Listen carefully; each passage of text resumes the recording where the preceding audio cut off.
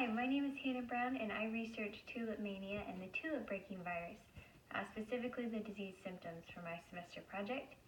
I chose this topic because I was inspired by the fern craze of Victorian England because I'm interested in how plant epidemics or diseases can have a serious consequence for those plants and for the people that want to have them.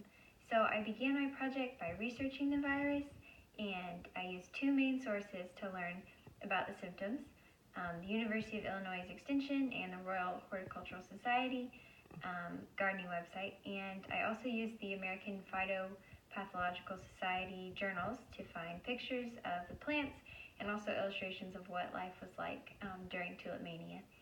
And I wish I could include all the information that I found, but here is some of it.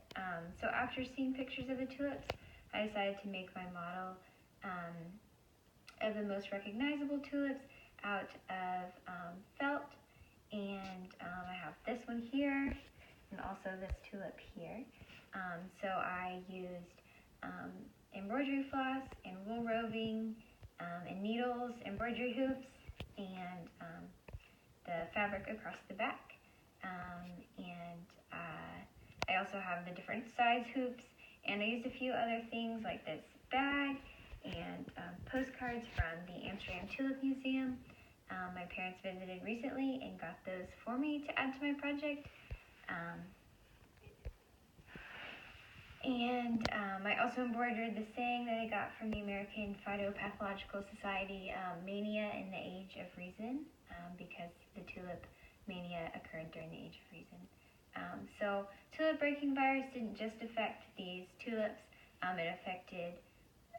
did affect the plants by causing the broken coloration of flower, but its impact was also felt in society, where tulip production was centered in the Netherlands.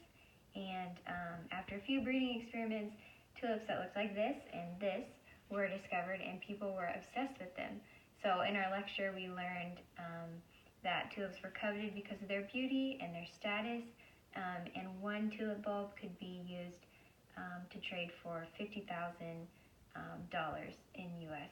People purchased months in advance, and artists painted them, and unfortunately the market crashed in 1637, but it had a lasting impact on Dutch society and on the economic markets. People still use the term tulip mania for inflated stock markets. It also had a lasting impact on pathology. It was one of the first viruses to be described, although it wasn't named, but it's unique because it has favorable characteristics.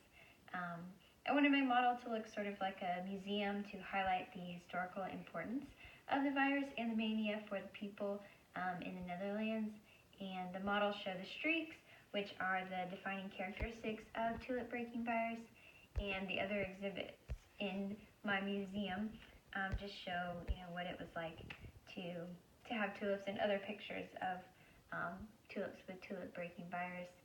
I learned a lot of things from the tulip breaking virus and tulip mania, that sometimes bad things like a virus can turn out to be great, like a beautiful tulip, but unfortunately sometimes great things can also turn out to be bad because the beautiful tulips cause a stock market crash. So I hope you enjoyed my project. Yeah, that's all.